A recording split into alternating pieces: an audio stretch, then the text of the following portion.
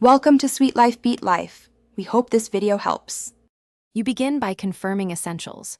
Your device is charged and connected to a stable Wi-Fi network, and you know the Apple ID credentials.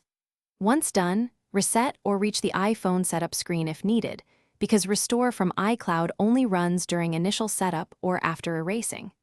Make sure you choose Restore from iCloud Backup rather than setting up as new.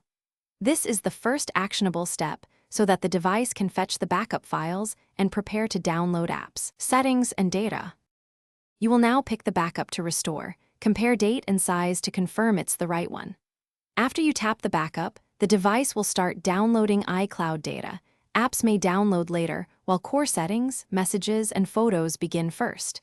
Make sure to stay connected to Wi-Fi and keep the device powered. Background downloads can pause if you lock the screen or switch networks. If prompted, enter any Apple ID passwords for apps and accounts so content can reattach to your device correctly. You finish by letting the initial setup complete and then allowing apps and media to download in the background. This can take hours depending on size. If the restore stalls or fails, try simple fixes.